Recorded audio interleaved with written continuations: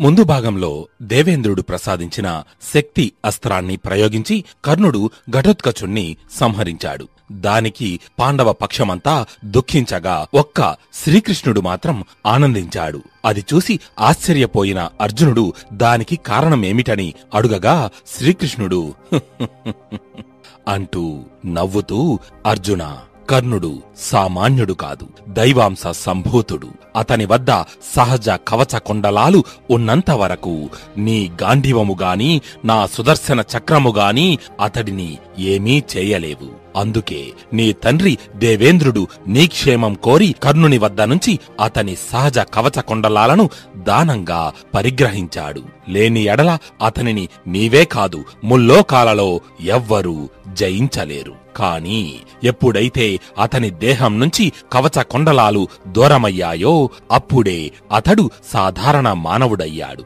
అయితే కర్ణుడు తన కవచాన్ని దానం ఇచ్చే సమయంలో నీ తండ్రి అతడికి ఒక మహత్తరమైన శక్తిని కానుకగా ఇచ్చాడు. అది ఒకసారి మాత్రమే, ఒకరి మీద మాత్రమే ప్రయోగించబడుతుంది. దానిని కర్ణుడు నిన్ను చంపడానికి మాత్రమే దాచిపెట్టాడు. కాని నేడు దానిని ఘటోత్కచుని మీద ప్రయోగించాడు. కాబట్టి ఇప్పుడు కర్ణుని వద్ద సహజ కవచ కుండలాలు లేవు. అలాగే ఇంద్రుడు ప్రసాదించిన శక్తి అస్త్రమూ లేదు. ఇప్పుడు నీవు ఆ కర్ణుడిని సులభంగా గెలవవచ్చు. అది నాకు ఆనందం కాదా? ఇక ఘటోత్కచుని మరణం విషయానికి వస్తే అతడు రాక్షస వంశానికి చెందినవాడు. ఎంత భీముని కుమారుడైనా ధర్మద్వేషము, హరిద్వేషము అతని నరనరాల్లో జీర్ణించుకుపోయి ఉంది. ఇప్పుడు కాకపోయినా ఎప్పుడో ఒకప్పుడు అతడు లోక కంటకుడు కాక మానడు. అప్పుడైనా నేను అతన్ని వధించి తీరాలి. ఆ పనేదో ఇప్పుడు కర్ణుడే పూర్తి చేశాడు. అంతేకాదు అర్జునా, నేను జరాసంధుణ్ణి, శిశుపాలుణ్ణి, ఏకలవ్యుణ్ణి నీకోసం చంపించాను. ఎందుకంటే వారందరూ గనుక బ్రతికి ఉన్నట్టయితే దుర్యోధనుడు వారినందరినీ తనకు సాయంగా తెచ్చుకునేవాడు. వారితో కర్ణుడు కలిస్తే ఇక కౌరవులను జయించడం నీతరం కాదు. కాబట్టి మీ విజయం కోసం నేను ముందుగానే రచించిన ప్రణాళిక ఇది. అన్నిటికీ మించి నీవు నాకు ఆప్తుడవు. నీ క్షేమం నాకు ముఖ్యం. కర్ణుడి నుంచి నీకు ఇక ఏ ఆపద లేదు. అదే నా సంతోషానికి కారణం. మన సేనలు అన్నీ అలసిపోయాయి. తిరిగి వారికి ఉత్సాహం కలిగించి మరలా యుద్ధానికి ఉపక్రమించు అని శ్రీకృష్ణుడు అర్జునునితో అన్నాడు. అంటూ ధృతరాష్ట్రునికి సంజయుడు ఘటోత్కచుని మరణ వృత్తాంతాన్ని వివరించాడు. అదంతా విన్న ధృతరాష్ట్రునికి ఒక అనుమానం వచ్చింది. సంజయ, మరి అంత ప్రభావం కలిగిన శక్తి అస్త్రాన్ని తన వద్ద పెట్టుకొని కూడా ఇన్నాళ్లు కర్ణుడు అర్జునుడిని చంపకుండా ఎందుకు ఊరుకున్నాడు? పైగా ఆ శక్తి ఒకరిని మాత్రమే చంపుతుందని అతడికి తెలుసు కదా. మరి ఆ అస్త్రం ఉన్న సంగతి కర్ణుడికి జ్ఞాపకం లేదా? ఉంటే ఇన్నాళ్లు అర్జునుడిని ఎందుకు చంపలేదు? ముందే అర్జునుణ్ణి చంపితే ఈ యుద్ధం ఇంత జననష్టం లేకపోవును కదా. పాండవులు ఎప్పుడో యుద్ధం విరమించి ఉండేవారు కదా. అప్పుడు మనల్ని సులభంగా విజయలక్ష్మి వరించి ఉండేది కదా. యుద్ధానికి పిలిస్తే అర్జునుడు కర్ణుడితో యుద్ధానికి రాకుండా ఉంటాడా చెప్పు? కాని కర్ణుడు అలా ఎందుకు చేయలేదు? పోనీ నా కుమారుడు దుర్యోధనుడైనా అతడికి ఆ అస్త్రం గురించి గుర్తు చెయ్యలేదా?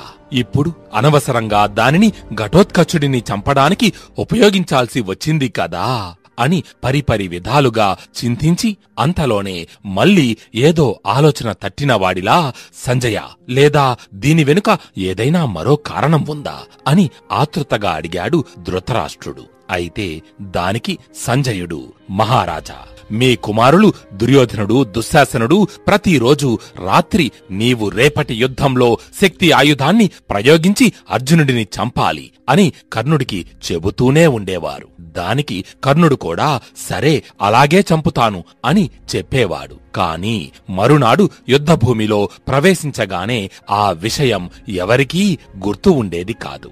మరలా రాత్రి సమయంలో మాత్రమే గుర్తుకు వచ్చేది. అంతేకాకుండా మహారాజా దుర్యోధనుడు కర్ణునితో, కర్ణ, నువ్వు కేవలం అర్జునుడిని చంపితే ఆ కృష్ణుడు మనలందరినీ చంపి మరొక పాండు కుమారునికి రాజ్యం కట్టబెడతాడు. అదే మనం ఆ అస్త్రంతో అర్జునుడిని కాకుండా కృష్ణుణ్ణే చంపితే ఇక మనల్ని అడ్డగించేవారే ఉండరు. ఈ ధరిత్రినంతటినీ ఏకఛత్రాధిపత్యంగా పరిపాలించవచ్చు అని కూడా చెప్పేవాడు. దానికి కూడా అలాగేననేవాడు కర్ణుడు. కాని మరునాడు అన్నీ మర్చిపోయేవాడు. ఇది ఏమి చిత్రమో మరి. అయితే మహారాజా, దీని వెనుక ఉన్న రహస్యం ఆ తరువాత నాకు తెలిసి వచ్చింది. ఇంతకు ముందు అర్జునుడు అడిగిన ప్రశ్నకు శ్రీకృష్ణుడు అతడికి ఘటోత్కచుని మరణ రహస్యం, అలాగే దేవేంద్రుడు కర్ణుడికి ప్రసాదించిన శక్తి అస్త్ర నిరుపయోగం మొదలగు విషయాల గూర్చి చెప్పాడు కదా. అప్పుడు అక్కడే ఉన్న సాత్యకి తన అన్నయ్య కృష్ణుణ్ణి చూసి, అన్నయ్య, మరి ఇంతకాలం కర్ణుడు అంత శక్తివంతమైన ఇంద్ర శక్తిని అర్జునుడి మీద ఎందుకు ప్రయోగించలేదు అని అడిగాడు.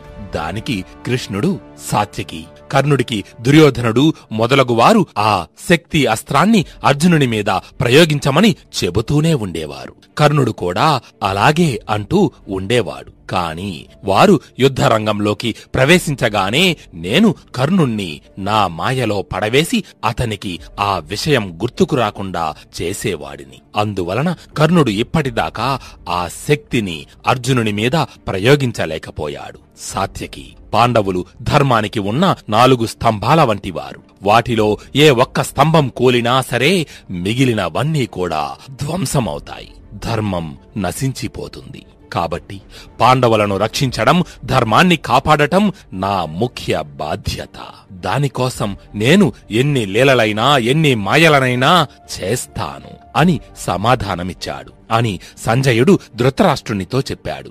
అది విన్న ధృతరాష్ట్రుడు, సంజయ, దురదృష్టం దుర్యోధనుడు వెన్నంటే ఉన్నప్పుడు మనం మాత్రం ఏం చేయగలం చెప్పు. సరే, ఘటోత్కచుని మరణం తరువాత పరిణామాలు వివరించు అని అడిగాడు. దానికి సంజయుడు ఈ విధంగా చెప్పసాగాడు. ఘటోత్కచుని మరణ వార్త విని ధర్మరాజు దుఃఖంతో రథం మీద కోలబడ్డాడు. కన్నీరు మున్నీరుగా విలపిస్తున్నాడు. అది చూసిన శ్రీకృష్ణుడు ధర్మరాజు దగ్గరకు వెళ్లి, ధర్మనందన, ఏమిటీ దుఃఖం? యుద్ధంలో వీరులు మరణించకుండా ఉంటారా? దానికి ఇంతగా బాధపడవలెనా? నీవే ఇలా అధైర్యపడితే నీ సైన్యమును ఎవరు ఓదారుస్తారు? లే, యుద్ధానికి సిద్ధమవ్వు అని అన్నాడు. దానికి ధర్మరాజు, కృష్ణ, ఘటోత్కచుడు మాకు ఎంత సాయం చేశాడో మీకు తెలియదా చెప్పండి. అరణ్యవాస సమయంలో మాకు తోడుగా ఉన్నాడు. నేనంటే ఘటోత్కచునికి ఎంతో గౌరవం. నేను కూడా అతనిని సహదేవుని కంటే ఎక్కువగా ప్రేమిస్తాను. అటువంటి ఘటోత్కచుడు ఇక లేడు అంటే బాధ ఉండదా అంటూ దుఃఖించసాగాడు. అయితే ఆ బాధ అంతలోనే కోపంగా మారిపోయింది. కృష్ణ, దీనికంతటికీ కారణం ఆ కర్ణుడు. నాడు అభిమన్యుడి విల్లు ఖండించి అతని మరణానికి కారణమయ్యాడు. నేడు ఘటోత్కచుణ్ణి తానే సంహరించాడు. కర్ణుడి మీద ప్రతీకారం తీర్చుకోవాలి. ఇప్పుడే వాడిని సంహరిస్తాను అని చెప్పి తన రథాన్ని కర్ణుని వైపు వేగంగా పోనిచ్చాడు ధర్మరాజు. అది చూసిన శ్రీకృష్ణుడు కలవరపడి, అర్జున, అటు చూడు, మీ అన్నయ్య ఆవేశంతో కర్ణుని మీదకు యుద్ధానికి వెళుతున్నాడు. అది చాలా ప్రమాదకరం. అతనిని అనుసరించు అంటూ రథాన్ని ధర్మరాజు వెళ్లిన వైపు పోనిచ్చాడు. అయితే ఆ ప్రకారం వేగంగా పోతున్న ధర్మరాజు వద్దకు వ్యాస మహర్షి వచ్చాడు. అయితే యుద్ధభూమిలో ప్రత్యక్షమైన ఆయనను చూసి ధర్మరాజు ఆశ్చర్యపోయి వినయంతో నమస్కరించాడు. అప్పుడు వ్యాసుడు ధర్మరాజుతో, ధర్మనందన, కర్ణుడు అర్జునుడిని చంపడం కోసమే ఇంద్రుడు తనకు ఇచ్చిన శక్తి అస్త్రాన్ని దాచి ఉంచాడు. కాని ఇప్పుడు అది ఘటోత్కచుని మీద ప్రయోగింపబడింది. అదే ఒకవేళ ఆ శక్తి ఆయుధంతో కర్ణుడు అర్జునుడిని చంపి ఉంటే ఆ బాధ ఎంత ఘోరంగా ఉండేదో ఆలోచించు. ఇప్పుడు నీవు కొద్దిపాటి దుఃఖంతోనే బయటపడ్డావు. ఇది కూడా నీ మంచికే జరిగింది. కాబట్టి అకారణంగా కోపం తెచ్చుకోకుండా వివేకంతో ఆలోచించు. నీ వారందరినీ కలుపుకొని యుద్ధం కొనసాగించు. ఒక్క విషయం చెబుతాను. నేటికి 5వ రోజున కౌరవ రాజ్యలక్ష్మి నిన్ను వరిస్తుంది.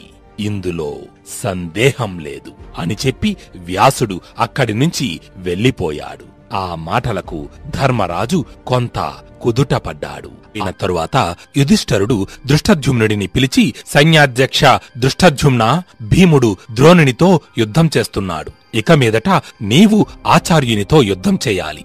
నీవు ద్రోణుణ్ణి చంపడం కోసమే పుట్టావు కదా. ఆయన చావు నీ చేతుల్లోనే రాసిపెట్టి ఉంది. కాబట్టి పాంచాల సేనలను శిఖండిని వెంట తీసుకుని వెళ్లి ఆచార్యుణ్ణి ఎదిరించు అని చెప్పాడు. అనంతరం మిగిలిన వీరులను ఉద్దేశిస్తూ, ఓ విరాటరాజా, ద్రుపద మహారాజా, సాత్యకి, నకుల సహదేవులారా, ఉప పాండవులారా, మన ముందున్న ఏకైక లక్ష్యం ద్రోణ వధ.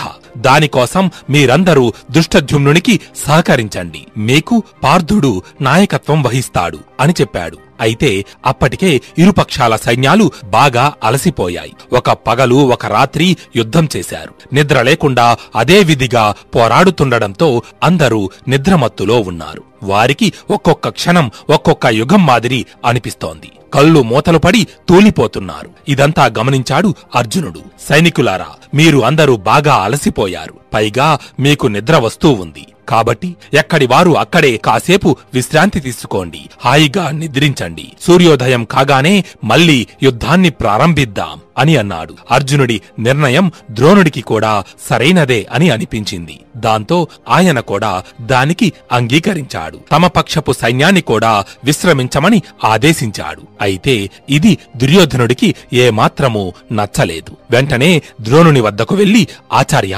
ఏమిటి మీరు చేసిన పని? మీరు మన పక్షానికి సైన్యాధ్యక్షులు, కాని ఆ అర్జునుడు చెప్పిన దానికి వత్తాసు పలుకుతున్నారు. ఇప్పుడు యుద్ధం విరమించాల్సిన అవసరం ఏమొచ్చింది? మీరు మా వైపు యుద్ధం చేస్తున్నారో లేక వారి వైపు యుద్ధం చేస్తున్నారో తెలియకుండా ఉంది. అసలు మీరు నిజంగా మీ శక్తి సామర్థ్యాలను ప్రదర్శిస్తే మీ ముందు ఆ పాండవులు ఇంతవరకు నిలవగలరా? ఈ యుద్ధం ఎప్పుడో ముగిసిపోయి ఉండేది. కాని మీరు అలా చెయ్యరు. ఎందుకంటే మీకు ఆ పాండవులన్నా ఆ అర్జునుడన్నా వల్ల మాలిన అభిమానం. మీరు ఇలా ఉంటే ఇక మేము ఏం చేయగలం అంటూ నిష్ఠూరంగా మాట్లాడాడు. ఆ మాటలు విన్న ద్రోణుడికి అమితమైన కోపం వచ్చింది. దుర్యోధన, సైన్యాన్ని రక్షించడం, వారి బాగోగులు చూడటం సైన్యాధిపతిగా నా మొదటి బాధ్యత. వారందరూ నిన్నటి సూర్యోదయం నుంచి విశ్రాంతి అనేది లేకుండా యుద్ధం చేస్తూనే ఉన్నారు. నిద్రమత్తులో మనవాళ్లను మనవాళ్లే చంపుకుంటున్నారు. ఇది నీవు గమనించడం లేదు. అందుకే నేను పార్థుని నిర్ణయానికి అంగీకరించాను. ఏమన్నావు? పాండవులు నా శిష్యులని వారి మీద ప్రేమతో ఉపేక్షిస్తున్నాను అంటూ నన్ను నిందిస్తున్నావు కదూ? అలాగైతే నాడు కాంఢవ వన దహనం సమయంలో అర్జునుడు అగ్నిదేవుడికి సాయంగా ఉన్నప్పుడు అర్జునుడు నా శిష్యుడు అని ఇంద్రుడు అతన్ని వదిలేశాడా?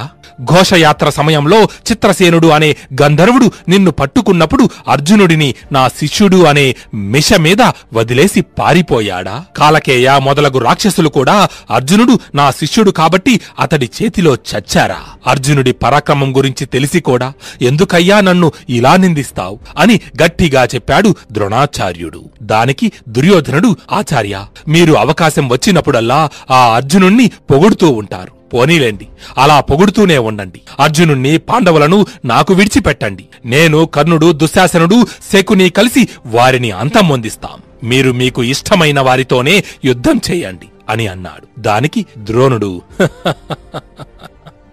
అంటూ నవ్వుతూ, అలాగే సుయోధన, మీరంతా వెళ్లి అర్జునుడిని ఎదుర్కోండి. ఏమో మీరే అతన్ని గెలుస్తారేమో. నాకు మాత్రం అర్జునుని చేతిలో మరణిస్తాను అనే భయాన్ని పోగొట్టావు. అదే నాకు చాలు అని వ్యంగ్యంగా పలికి అక్కడి నుంచి వెళ్లిపోయాడు. ఇంతలో సూర్యోదయం అయ్యింది. చీకట్లు అన్నీ తొలగి సూర్యకాంతితో లోకమంతా వెలుగుని సంతరించుకుంది. ఇరుపక్షాల సైన్యాలు నిద్రలేచి కాలకృత్యాలు తీర్చుకొని మరలా యుద్ధానికి ఉపక్రమించాయి. కురుక్షేత్రంలో 15వ రోజు యుద్ధం మొదలయ్యింది. దుర్యోధనుడి మాటల ప్రభావంతో ద్రోణుడు పాండవులను వదిలిపెట్టి పాంచాల సైన్యం మీదకు యుద్ధం చెయ్యడానికి వెళ్లాడు. మరోవైపు దుర్యోధనుడు, కర్ణుడు, దుశ్శాసనుడు, శకుని ఒక్కమ్మడిగా అర్జునుణ్ణి ఎదుర్కొని అతడిపై శరవర్షం కురిపిస్తున్నారు. మహావీరుడైన ద్రోణుడు అతిరథ మహారథులతో యుద్ధం చెయ్యకుండా తమలాంటి సామాన్య సైనికులతో యుద్ధం చెయ్యడం చూసి పాంచాల సైనికులు ఆశ్చర్యపోతున్నారు. కొంతమంది అంతటి మహావీరునితో యుద్ధం చేసి చావడమే మేలని భావించి ద్రోణుణ్ణి ఎదుర్కొంటున్నారు. ఇంతలో విరాటరాజు, ద్రుపదుడు, అతని మనవళ్ళు, కేకేయ రాజులు తమ తమ సేనలతో కలిసి ద్రోణుని మీదకు యుద్ధానికి వచ్చారు. అయితే ద్రోణుడు తన వాడి అయిన బాణాలతో పాంచాల మత్స్య సేనలను హతమారుస్తున్నాడు. ద్రుపదుడి 3 మనవళ్లను తన బాణాలకు ఆహుతి చేశాడు. కేకేయ రాజుల తలలను చెట్టు నుంచి పండ్లను రాలగొట్టినట్టు నేల మీద పడగొట్టాడు. ఇది చూసిన విరాటుడు, ద్రుపదుడు వీరావేశంతో ద్రోణుణ్ణి ఎదుర్కొన్నారు. అప్పుడు ద్రోణాచార్యుడు కూడా అమితమైన పరాక్రమంతో చెలరేగి వారిద్దరినీ చెరొక బాణంతో నేలకూల్చాడు.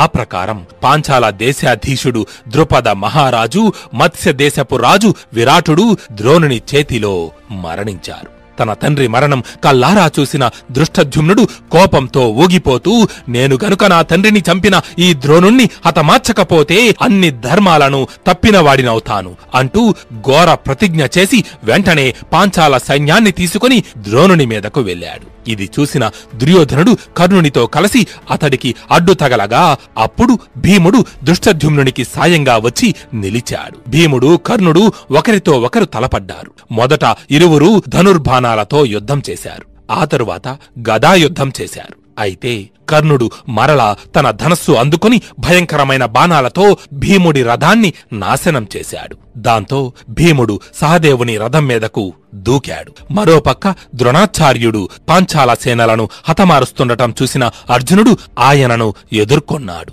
ఇరువురు దివ్యాస్త్రాలతో యుద్ధం మొదలుపెట్టారు. ఒకరు నాగాస్త్రాన్ని ప్రయోగిస్తే మరొకరు గరుడాస్త్రాన్ని, ఒకరు అగ్ని అస్త్రాన్ని సంధిస్తే మరొకరు వారుణాస్త్రాన్ని ప్రయోగిస్తున్నారు. ఎవరు ఎప్పుడు ఏ అస్త్రాన్ని ప్రయోగిస్తారో తెలియక చూసే సైనికులు అందరూ ఆశ్చర్యపోతున్నారు. ఆకాశం నుంచి ఈ యుద్ధాన్ని వీక్షిస్తున్న దేవతలు వినోదార్థం పరమశివుడు తానే 2 భాగాలుగా విడిపోయి ద్రోణ, అర్జునుల రూపాలలో తనతో తానే యుద్ధం చేస్తున్నాడా అన్నట్టుగా భ్రమపడుతున్నారు. అయితే సాధారణ అస్త్రాలు అర్జునుడి ముందు ఏమాత్రం పనిచేయడం లేదని భావించిన ద్రోణుడు బ్రహ్మాస్త్రాన్ని ప్రయోగించడానికి సంకల్పించాడు.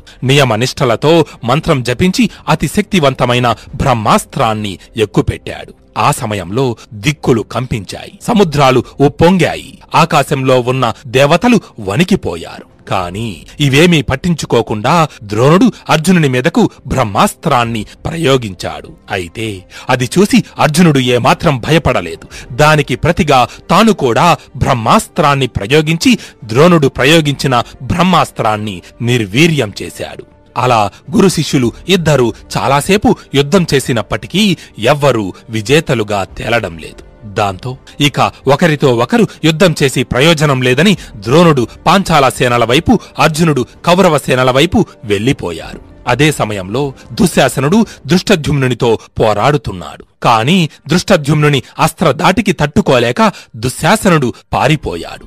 మరోవైపు భీముడు కర్ణునితో తలపడుతున్నాడు. కర్ణుడు భీముని సారథిని మూర్ఛపోయేటట్టు కొట్టాడు. అంతేకాకుండా అతని ధనస్సును విరగ్గొట్టాడు. దాంతో కోపించిన భీమసేనుడు తన గదను తీసుకుని కర్ణుని మీదకు విసిరాడు. ఆ గద వేగంగా దూసుకుపోయి కర్ణుని సారథి తలను పగలగొట్టింది. అతడి రథాన్ని నామరూపాలు లేకుండా నాశనం చేశాడు. అయినా కర్ణుడు వెనుదిరగలేదు. మరొక రథం ఎక్కి యుద్ధం చేస్తున్నాడు. ధర్మరాజు, మత్స్య, పాంచాల సేనలు వెంటరాగా ద్రోణాచార్యునితో యుద్ధానికి సిద్ధపడ్డాడు.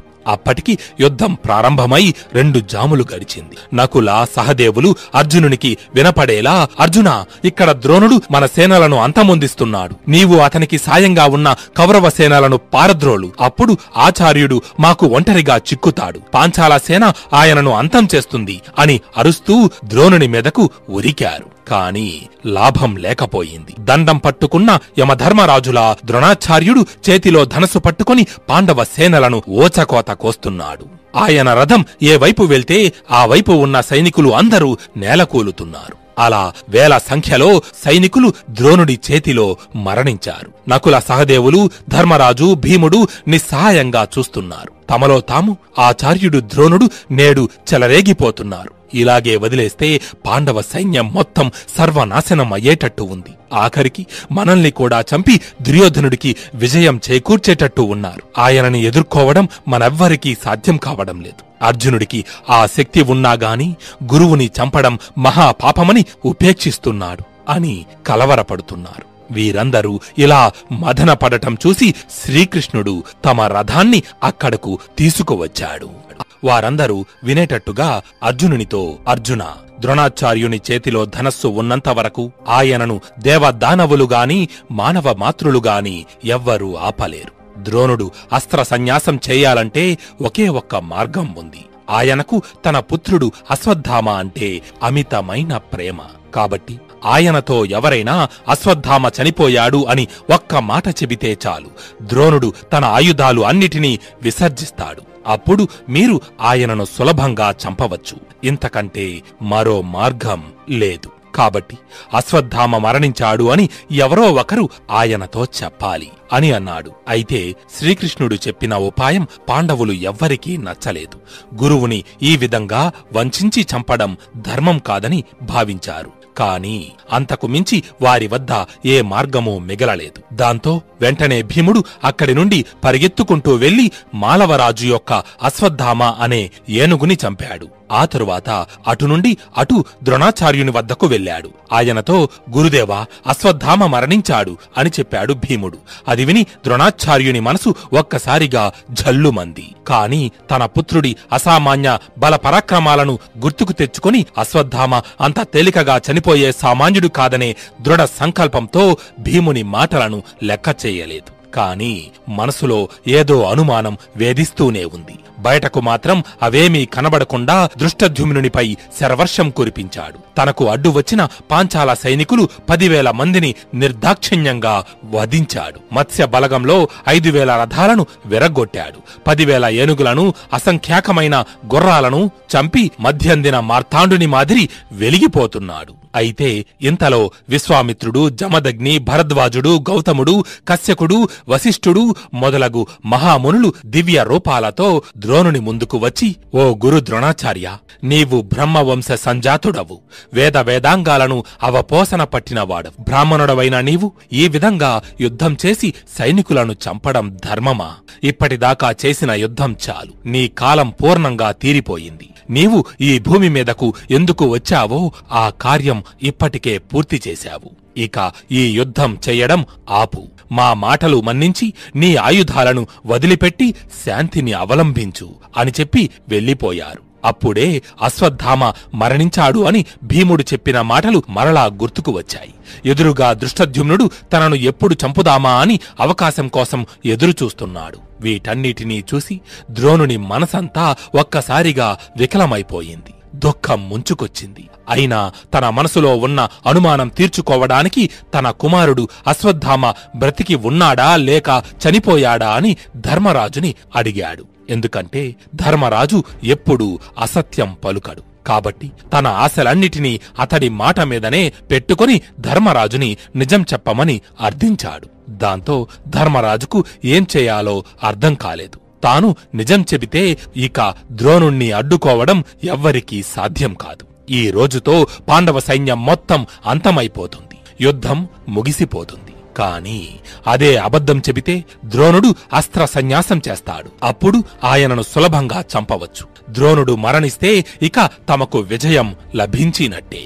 కాని కేవలం విజయం కోసం అసత్యం పలికి ఇంతకాలం తాను ఆర్జించిన పుణ్యఫలాన్ని, సంపాదించిన కీర్తిని వదులుకోవడానికి ధర్మరాజు సిద్ధంగా లేడు. అన్నిటికీ మించి అసత్య దోషం అనే పాపం అతడిని వెంటాడుతుంది. దాంతో ఏం చేయాలో తెలియక విపరీతంగా మదనపడసాగాడు. అప్పుడు శ్రీకృష్ణుడు ధర్మరాజుతో, ధర్మజ, మనం ద్రోణుణ్ణి ఇలాగే వదిలేస్తే ఈరోజు సాయంకాలానికి పాండవ సైన్యం మొత్తం సర్వనాశనమవుతుంది. నిన్ను నమ్మి నీ పక్షాన యుద్ధం చెయ్యడానికి వచ్చిన రాజులను, సైనికులను కాపాడవలసిన బాధ్యత నీమీదే ఉంది. వారందరినీ ద్రోణాచార్యుని బాణాలకు బలిచేయకు. లోకహితం కోసం, జన శ్రేయస్సు కోసం కొన్నిసార్లు అబద్ధం ఆడినా దోషం లేదని ధర్మశాస్త్రాలు ఘోషిస్తున్నాయి. కాబట్టి ఇప్పుడు అసత్యం పలకడానికి సందేహించకు.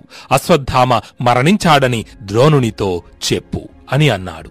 ఆ మాటలు విన్న భీముడు, అన్నయ్యా, నువ్వు అబద్ధం చెప్పే పనిలేదు.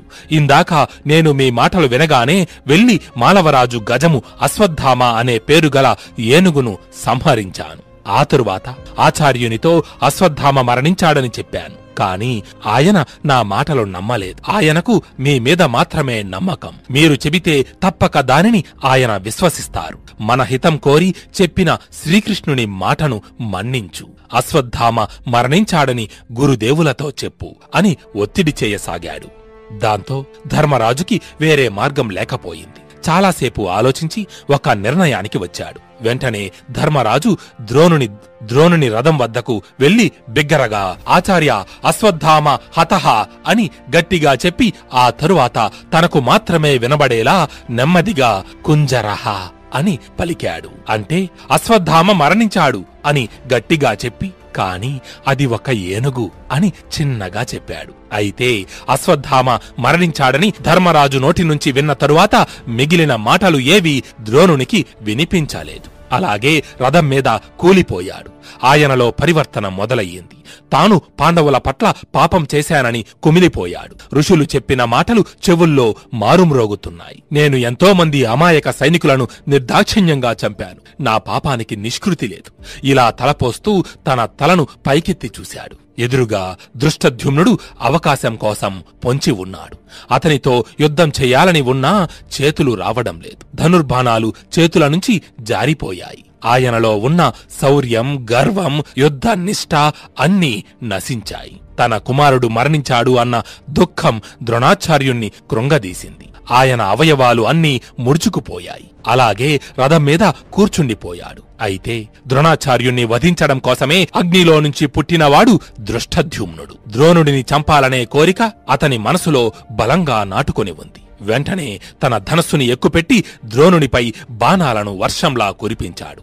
ద్రోణాచార్యుడు యుద్ధం చేయాలనుకున్నా చెయ్యలేకపోతున్నాడు. దివ్యాస్త్రాలు ఏవీ స్ఫురణకు రావడం లేదు. తన వద్ద ఉన్న సాధారణ బాణాలతోనే దృష్టద్యుమ్నుడు వేసిన బాణాలను ఖండించాడు. అంతేకాకుండా అతడి రథాన్ని విరగ్గొట్టి సారథిని, గుర్రాలను చంపాడు. దాంతో దృష్టద్యుమ్నుడు ఆ రథం మీద నుంచి దూకి ఒక గదను తీసుకున్నాడు.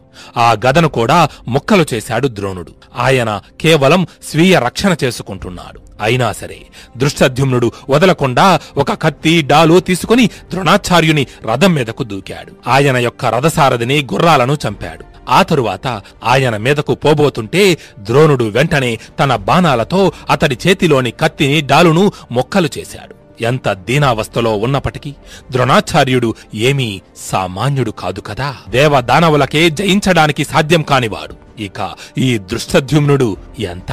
ఆచార్యుని ముందు చేతిలో ఏ ఆయుధమూ లేకుండా నిస్సహాయంగా నిలబడ్డాడు. అది చూసిన భీముడు వెంటనే వెళ్లి విరధుడై ఉన్న దృష్టద్యుమ్నుడిని తన రథం మీద ఎక్కించుకుని పక్కకు తీసుకెళ్లిపోయాడు. ద్రోణుడు అతడిని వెంటాడలేదు. పోతే పోనీలే అని ఊరుకున్నాడు.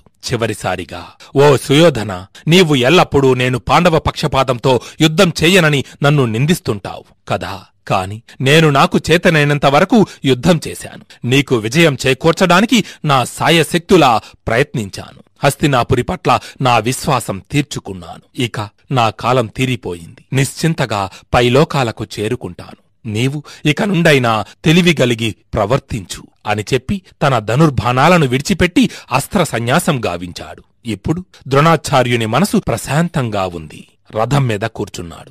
తన ప్రాణాలను త్యజించాలని నిర్ణయించుకుని యోగ నిష్ఠలో నిమగ్నమయ్యాడు. తేజోవంతమైన ఆత్మతో వెలిగిపోతున్నాడు. ఆ సమయంలో దృష్టద్యుమ్నుడు చేతిలో కత్తితో ఆచార్యుని వైపు నడిచి వస్తున్నాడు. అతడు ద్రోణుణ్ణి చంపడానికి పోతున్నాడని తెలిసి ఉభయ సైన్యాలు హాహాకారాలు చేశాయి. అయితే అప్పటికే ద్రోణుని ప్రాణవాయువులు అనంతవాయువుల్లో కలిసిపోయాయి. ఆయన ఆత్మ జ్యోతి రూపంలో పైకి ఎగసి పరమస్థానం చేరుకుంది. ఆయన ఆత్మ తేజరూపంతో పైకి వెళ్లడం సంజయుడు, కృష్ణుడు, ధర్మరాజు, అర్జునుడు, కృపాచార్యుడు మాత్రమే చూడగలిగారు. మిగిలిన వారికి ఆ దృశ్యం గోచరం కాలేదు. ఇంతలో దృష్టద్యుమ్నుడు చేతిలో కత్తితో ద్రోణాచార్యుని రథం మీదకు దూకాడు. ఆయన శవాన్ని పట్టుకుని జుట్టుని పిడికిట్లో బంధించాడు. ద్రోణుని మెడ నరకడానికి కత్తి ఎత్తాడు. ఒక పక్క నుండి వద్దు వద్దు అలా చెయ్యకు అని అర్జునుడు అరుస్తున్నా, అలా చేయడం పాపం, ధర్మవిరుద్ధం అని ధర్మరాజు కేకలు పెడుతున్నా దృష్టద్యుమ్నుడు లెక్క చెయ్యలేదు. అప్పటికే ప్రాణాలు విడిచిన ద్రోణాచార్యుని తలను తెగనరికాడు. తరువాత ఆయన తలను మొండాన్ని నేలమీద పడవేశాడు. ఓ ధృతరాష్ట్ర మహారాజా, భీష్ముడు పడిపోయిన తరువాత ద్రోణాచార్యుడు 4 రోజులు 1 రాత్రి యుద్ధం చేశాడు. మరుసటి రోజు మరలా 20 గడియలు తన అవిక్ర పరాక్రమంతో యుద్ధభూమిలో యమధర్మరాజు మాదిరి చెలరేగిపోయాడు. ఆ 20 గడియల కాలంలో ఆయన 21,000 మంది సైనికులను చంపాడు. చివరకు కాలపాశానికి బలి అయ్యాడు. ఆ ప్రకారం అప్పటికే దాదాపు 100 సంవత్సరాలు బ్రతికిన ద్రోణుడు మీ కుమారుని దుర్నీతి వలన మరణించాడు అంటూ సంజయుడు ధృతరాష్ట్రునికి ద్రోణాచార్యుని మరణ వృత్తాంతాన్ని వివరించాడు. ఆ సైన్యాధ్యక్షుడు లేని కౌరవ సైన్యం మీద పాండవ సేనలు అన్నీ కలిసి ఒక్కొమ్మడిగా దాడి చేశాయి. పాండవ సైన్యం ధాటికి తట్టుకోలేక కౌరవ సైనికులు వెనక్కి పారిపోతున్నారు. దుర్యోధనుడు, కర్ణుడు, కృపాచార్యుడు, శకుని మొదలగు యోధులు ఏం చెయ్యాలో తెలియక నిస్సహాయంగా నిలుచుండిపోయారు. ఎంత ఘోరం జరిగిపోయింది! గురువులలో శ్రేష్ఠుడు కేవలం కురువంశీయులకే కాక లోకంలోని ఎంతో మందికి విద్య నేర్పి వారిని మహావీరులుగా తీర్చిదిద్దిన ద్రోణాచార్యుడు మరణించాడు. దీనికి అంతమే లేదా? ఈ నరమేధం ఇలా జరగవలసినదేనా అని తమలో తాము అనుకుంటూ దుఃఖిస్తున్నారు. అయితే అదే సమయంలో మరొక పక్క యుద్ధం చేస్తున్న అశ్వత్థామ కౌరవ సైన్యం వెనక్కి పారిపోవడం గమనించాడు.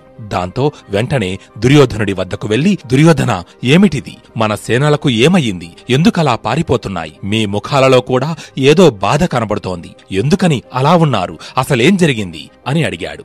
దానికి దుర్యోధనుడు బదులు చెప్పలేకపోయాడు. దుఃఖంతో అతడికి మాట రావడం లేదు. అశ్వత్థామకి అతని తండ్రి ద్రోణాచార్యుని మరణ వార్త ఎలా చెప్పాలా అని మదనపడుతున్నాడు. అప్పుడు ఆ పక్కనే ఉన్న అశ్వత్థామ మేనమామ అయిన కృపాచార్యుడు అశ్వత్థామ వెన్ను నిమిరి, కుమారా అశ్వత్థామ, ఇప్పుడు నేను చెప్పబోయే విషయం చాలా బాధాకరమైనది. కాబట్టి కోపం తెచ్చుకోకుండా దయచేసి శాంతం వహించు అని చెప్పి అశ్వత్థామకి జరిగిన విషయమంతా వివరించాడు కృపాచార్యుడు. అయితే అదంతా విన్న అశ్వత్థామ, మామా కృపాచార్య, జాతస్య మరణం ధ్రువం, పుట్టినవాడు మరణించక తప్పదు. పైగా అందులోనూ యుద్ధం చేస్తుంటే చావు మన వెన్నంటే ఉంటుంది. నేను దానికి భయపడడం లేదు. కాని లోకారాధ్యుడు నిరాయుధుడైన నా తండ్రిని యోగ సమాధిలో ఉండగా ఒకడు జుట్టు పట్టుకొని మెడ నరకడమే నేను తట్టుకోలేకపోతున్నా. దుర్యోధన, నాకు నా తండ్రి ప్రసాదించిన దివ్యాస్త్రాలు, నేర్పించిన యుద్ధ విద్యలు ఆయనను కాపాడలేకపోయాయి. ఇంకా ఇవన్నీ ఎందుకు నాకు? నా తండ్రే నాకు గురువు, దైవం. అలాంటిది ఆయన దిక్కులేని చావు చస్తుంటే ఆపలేకపోయాను. దీనికి అంతటికీ మూలం ఆ ధర్మరాజు. పేరుకి ధర్మరాజు, కాని ఆడేవి మాత్రం అసత్యాలు. అతడిని అంతమొందిస్తే గాని నా తండ్రి ఆత్మ శాంతించదు. దుర్యోధన, ఇదిగో నా ప్రతిజ్ఞ విను. ఆ దేవతలంతా అడ్డుపడినా సరే, ఆ కృష్ణుడే రక్షణగా ఉన్నా సరే, నేను పాండవులను సంహరిస్తాను. ఇదే నా ప్రతిజ్ఞ.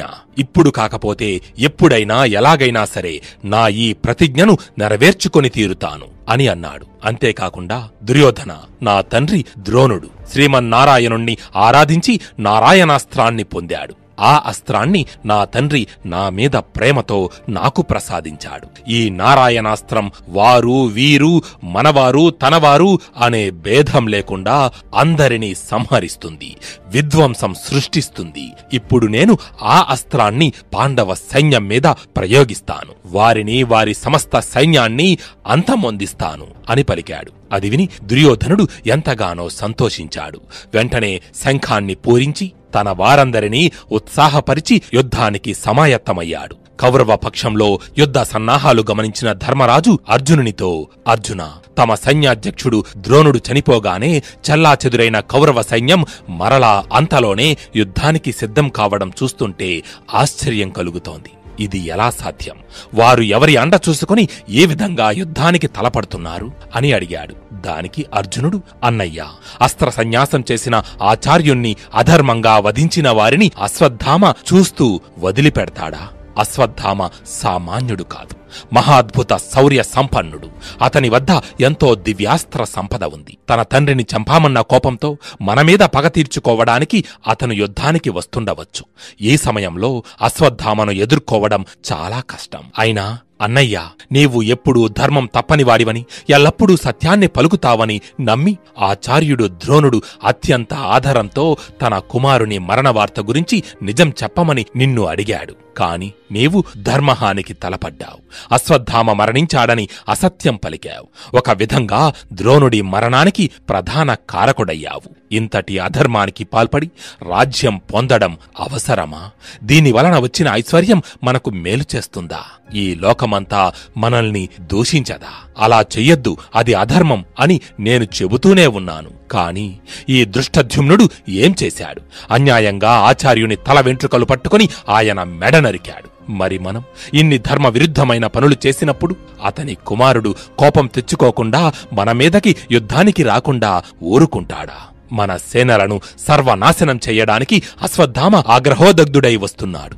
అతనిని మనం ఎదుర్కోవాలి. సిద్ధంగా ఉండండి. కాని ఒక్కటి మాత్రం చెబుతున్నాను, అశ్వత్థామ బారి నుంచి ఈ దృష్టద్యుమ్నుణ్ణి కాపాడటం నీకు నాకు మాత్రమే కాదు, ఇంకెవరికీ సాధ్యం కాదు అని అన్నాడు. అయితే అర్జునుని మాటలు విన్న దృష్టద్యుమ్నుడు కోపించి, అర్జునా, నన్ను ఈ విధంగా నిందించడం ఏమన్నా బాగుందా చెప్పు? నీ గురువు ద్రోణుడు మాత్రం అధర్మానికి పాల్పడలేదా? కేవలం చేతిలో పట్టుకునే ఆయుధాలు తప్ప వేరే ఏ విధమైన అస్త్రశస్త్రాలు తెలియనివారు, ఎలాంటి బలమూ లేనివారు, సామాన్యులైన పాంచాల సైనికుల మీద తన అత్యంత శక్తివంతమైన దివ్యాస్త్రాలను ప్రయోగించి క్షణాలలో వేల కొద్దీ సైనికులను చంపలేదా? ఇది ధర్మమా, న్యాయమా, లేక దయాగుణమా? అర్జున, నేను ద్రోణాచార్యుణ్ణి చంపడానికే పుట్టాను, చంపాను అంతే. ఇక ఇందులో పాపపుణ్యాల ప్రసక్తి లేదు. అయినా అర్జునా, నీవు చేసినదేమిటి? నీ తండ్రికి మిత్రుడైన భగద్దత్తుని చంపావు కదా. శిఖండిని అడ్డుపెట్టుకునే కదా మీ తాతగారు భీష్ముడిని చంపావు. అవి అధర్మాలు కావా? వారు నీతో యుద్ధం చేయకపోయినా వారిని నీవు చంపడం పుణ్యమా? నా మీద యుద్ధం చేస్తూ నా పాంచాల సేనలను నాశనం చేస్తున్న ద్రోణుణ్ణి చంపడం పాపమా? ఇదెక్కడి ధర్మమయ్యా? అయినా నేను చెబుతున్నా విను. ధర్మరాజు ఎటువంటి పాపమూ చెయ్యలేదు, అసత్యం పలకలేదు. అశ్వత్థామ అనే ఏనుగును భీముడు చంపాడు. అదే విషయం ధర్మరాజు ద్రోణునితో చెప్పాడు. ఆ మాటకొస్తే నేనూ ధర్మం తప్పలేదు. నా సేనలను నాశనం చేస్తున్న ద్రోణుణ్ణి అంతమొందించాను, మన పక్షానికి విజయం చేకూర్చాను. అనవసరంగా నన్ను నిందించవద్దు అని నిర్దయగా పలికాడు. ఆ మాటలు అంటున్న దృష్టద్యుమ్నుణ్ణి చూసి ఒక పక్క నుంచి తన గురువు ద్రోణాచార్యుని మరణం కారణంగా పెళ్లిబుకుతున్న దుఃఖాన్ని అణుచుకుంటూ అర్జునుడు, దృష్టద్యుమ్న, చాలు చాలు, అటువంటి అసహ్యకరమైన మాటలు కట్టిపెట్టు. చేసింది చాలక ఇంకా దానిని సమర్థించుకుంటున్నావా అన్నాడు బాధగా, ఇక అంతకు మించి మాట్లాడలేక. అయితే అర్జునుని దుఃఖం చూసి పక్కనే ఉన్న సాత్యకి కోపంతో ఊగిపోయాడు. అవును దృష్టద్యుమ్న, నువ్వు చేసినది ముమ్మాటికీ తప్పే.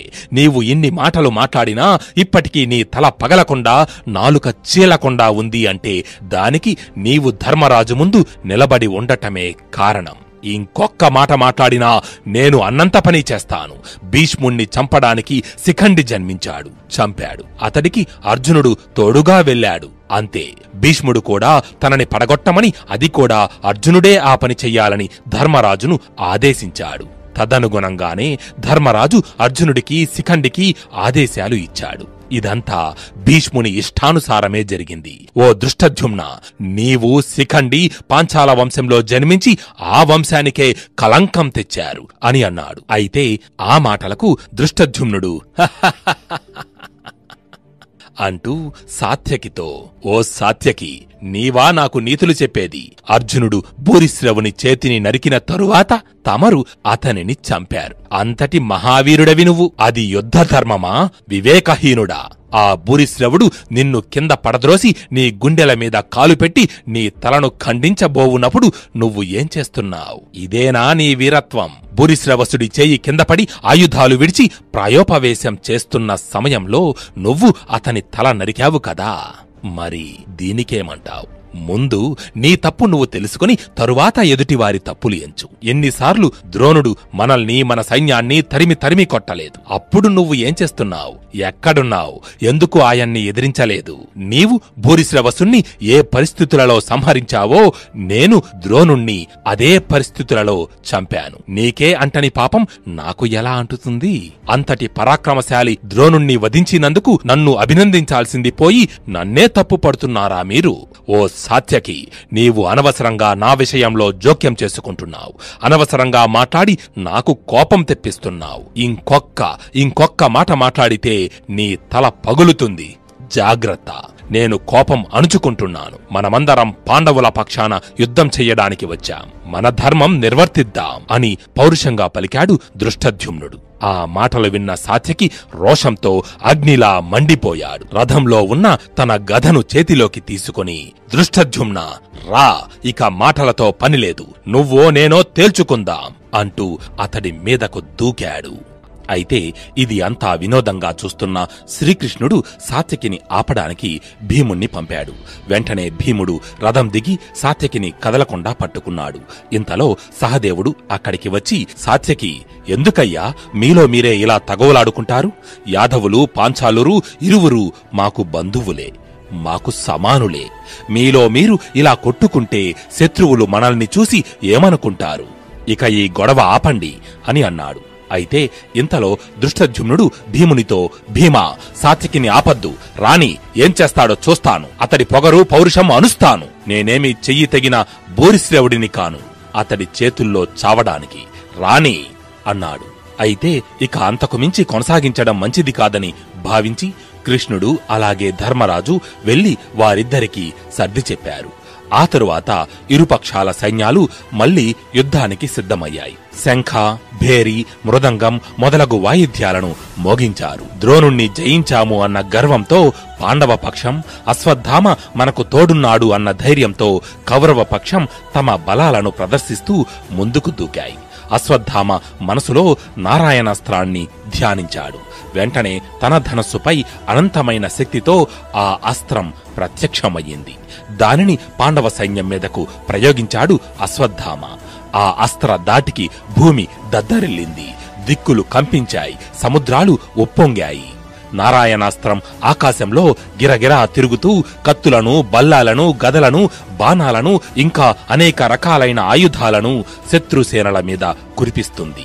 పాండవ వీరులు వాటిని ఎదుర్కోవడానికి తమ సాయశక్తులా ప్రయత్నిస్తున్నారు. కాని వారి వల్ల కావడం లేదు. వేల సంఖ్యలో సైనికులు మరణిస్తున్నారు. ఆ అస్త్రం పాండవ సైన్యాన్ని సర్వనాశనం చేస్తోంది. అప్పుడు ధర్మరాజు అర్జునుడి వంక చూశాడు.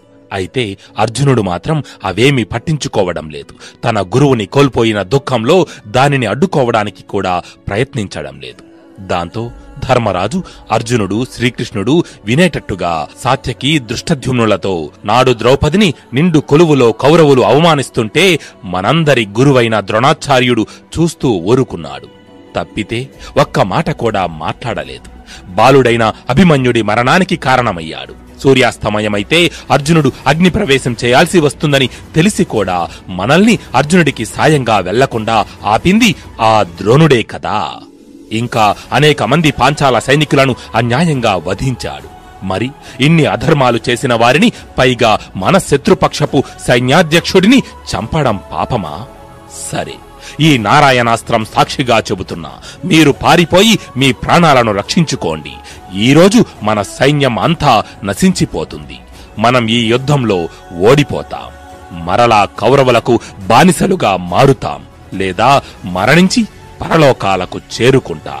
అప్పుడు పార్థుని కోరిక నెరవేరుతుంది. ఇక శ్రీకృష్ణుడు ఏం చేస్తాడో ఆయన ఇష్టం అని అన్నాడు నిష్ఠూరంగా. అది విని ఇక శ్రీకృష్ణుడు ఊరుకోలేకపోయాడు. వెంటనే లేచి రథం మీద నిలబడి పాండవ సైనికులను ఉద్దేశిస్తూ, ఓ సైనికులారా, పాండవ వీరులారా, భయపడకండి. మీరందరూ మీ రథాలు, వాహనాలు, ఏనుగులు, గుర్రాల మీద నుంచి దిగి ఆయుధాలను విడిచిపెట్టి నేల మీద నిలబడండి.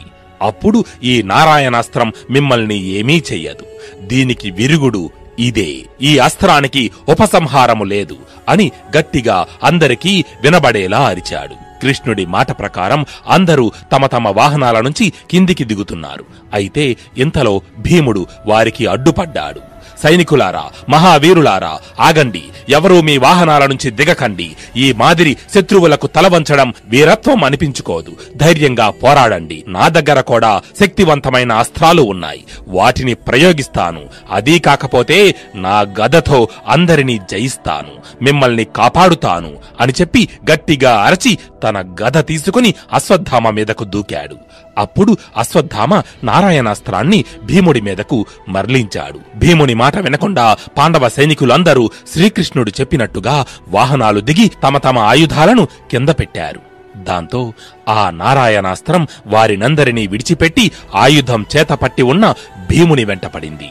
అది చూసిన భీముడు వెంటనే వారుణాస్త్రాన్ని ప్రయోగించాడు. ఆ అస్త్రం ధాటికి నారాయణాస్త్రం శక్తి కొంత తగ్గింది. కాని అశ్వత్థామ మంత్రోచ్చారణతో నారాయణాస్త్రం శక్తిని రెట్టింపు చేశాడు. అయినా కూడా భీముడు వెనక్కి తగ్గకుండా మొండిగా అలాగే నిలబడ్డాడు. దాంతో నారాయణాస్త్రం అగ్ని జ్వాలలను విరజిమ్ముతూ భీముణ్ణి చుట్టుముట్టి అన్ని వైపుల నుంచి అతని మీద దాడి చేస్తోంది. ఇది చూసిన శ్రీకృష్ణుడు, అర్జునుడు వెంటనే పరిగెత్తుకుంటూ భీముని రథం దగ్గరకు వచ్చారు. అతడిని రథం మీద నుంచి కిందకు తొయ్యడానికి ప్రయత్నించారు. కాని భీముడు రథం దిగలేదు, మూర్ఖంగా అలాగే ఉన్నాడు. అప్పుడు కృష్ణుడు భీమునితో, భీమా, నీవు మహాబలవంతుడవే, కాని ఈ నారాయణాస్త్రం సాధారణమైనది కాదు. దీనిని ఉపసంహరించే శక్తి దీనిని ప్రయోగించిన అశ్వత్థామకు కూడా లేదు. ఇది ఎంచుకున్న వారిని చంపిగాని తిరిగి వెళ్ళదు. దీనికి ఒకటే విరుగుడు, ఆయుధాలు విడిచిపెట్టి వాహనాలు దిగి లొంగిపోవడమే. కాబట్టి నా మాట విని రథం దిగు అని చెప్తూనే అతని చేతిలోని ఆయుధాలను లాగేశాడు. అర్జునుడు, కృష్ణుడు ఇద్దరూ కలిసి ఒక్క తోపుతో భీముణ్ణి రథం మీద నుంచి కిందకు తోశారు. ఇక పాండవ సైన్యంలో ఎవ్వరూ ఆయుధాలు పట్టినవారు లేరు. దాంతో ఆ అస్త్రం శాంతించి వెనుదిరిగింది. కృష్ణుడు హమ్మయ్యా అనుకున్నాడు. వెనువెంటనే ఆయుధాలు ధరించి మరలా యుద్ధానికి సిద్ధం కమ్మని పాండవ వీరులను ఆదేశించాడు. పాండవ సైన్యం కౌరవ సైన్యం మీద విజృంభించింది. అప్పుడు దుర్యోధనుడు అశ్వత్థామను చూసి, గురుపుత్ర, మళ్లీ నారాయణాస్త్రాన్ని ప్రయోగించు అని అన్నాడు. దానికి అశ్వత్థామ, రారాజా సుయోధన, ఈ నారాయణాస్త్రం ఒకసారి మాత్రమే ప్రయోగించబడుతుంది. రెండవసారి ప్రయోగిస్తే అది ప్రయోగించిన వారినే అంతమొందిస్తుంది. మా తండ్రికి ఈ అస్త్రాన్ని ప్రసాదించేటప్పుడు ఆ నారాయణుడు ఈ విధంగానే చెప్పాడట. యుద్ధంలో వాహనాలు దిగి ఆయుధాలు కింద పెట్టడం అంటే అది మరణంతో సమానం కదా. కాబట్టి అలా చేసిన వారిని ఈ అస్త్రం ఏమీ చెయ్యలేదు. ఈ విషయం కృష్ణుడికి తెలుసు. అందుకనే పాండవులను, తన సేనలను ఈ విధంగా రక్షించుకున్నాడు. మనమేం చేస్తాం చెప్పు అని అన్నాడు. ఆ విధంగా శ్రీకృష్ణుడు అశ్వత్థామ ప్రయోగించిన నారాయణాస్త్రం బారి నుంచి పాండవ సేనలను రక్షించాడు. అప్పుడు దుర్యోధనుడు అశ్వత్థామను నారాయణాస్త్రాన్ని మళ్లీ ప్రయోగించమని కోరగా, దానిని ఒకసారి మాత్రమే ప్రయోగించగలమని అశ్వత్థామ బదులు చెప్పాడు. దానికి దుర్యోధనుడు, అశ్వత్థామ, పోనీలే, నారాయణ నిరుపయోగమైనంత మాత్రాన నిరుత్సాహపడవలసిన పనిలేదు. మన వద్ద ఇంకా ఎన్నో దివ్యాస్త్రాలు ఉన్నాయి కదా, వాటిని ప్రయోగించి పాండవులను గెలుద్దాం అని అన్నాడు. దానికి అశ్వత్థామ కూడా, అవును దుర్యోధన, అలాగే చేద్దాము అని చెప్పి పాండవ సైన్యం మీదకు యుద్ధానికి బయలుదేరాడు. అలా వెళ్లిన అశ్వత్థామకు యుద్ధభూమిలో ఒకచోట దృష్టద్యుమ్నుడు కనబడ్డాడు. అతడిని చూడగానే తన తండ్రిని చంపినవాడు అతడేనని గుర్తుకు వచ్చి కోపంతో అశ్వత్థామ ఊగిపోయాడు. వెంటనే తన ధనస్సును ఎక్కుపెట్టి వరుసబెట్టి బాణాలు వదులుతూ దృష్టద్యుమ్నుని చేతిలోని ధనస్సును విరగ్గొట్టాడు. అతడి సారథిని, రథ అశ్వాలను చంపాడు. కేతనాన్ని ఖండించాడు. అది చూసిన సాత్యకి దృష్టద్యుమ్నునికి సాయంగా వచ్చాడు. అయితే అశ్వత్థామ ఒకే ఒక్క బాణంతో సాత్యకిని మూర్ఛపోయేటట్టు కొట్టాడు. ఆ తరువాత విజయోత్సాహంతో దిక్కులు పిక్కటిల్లేలా గట్టిగా సింహనాదం చేశాడు. ఆ గర్జన యుద్ధభూమి అంతటా ప్రతిధ్వనించింది. అది విని భీమార్జునులు అక్కడికి వచ్చి అశ్వత్థామను ఎదిరించారు. వారికి తోడుగా చేది దేశపు రాజు సుదర్శనుడు, వృద్ధక్షత్రుడు సాయంగా వచ్చారు. అశ్వత్థామ తన పదునైన బాణాలతో సుదర్శన, వృద్ధక్షత్రుల ఇద్దరి తలలను నరికివేశాడు. యుద్ధభూమిలో తాను తప్ప వేరే వీరుడు కనబడనంతగా రెచ్చిపోతున్నాడు. అశ్వత్థామ ధాటికి పాండవ సేనలు పారిపోతున్నాయి. అర్జునుడు, భీముడు ఇద్దరూ తమ సాయి శక్తుల పాండవ సైన్యానికి ధైర్యం చెబుతూ యుద్ధానికి ముందుకు తీసుకువెళుతున్నారు.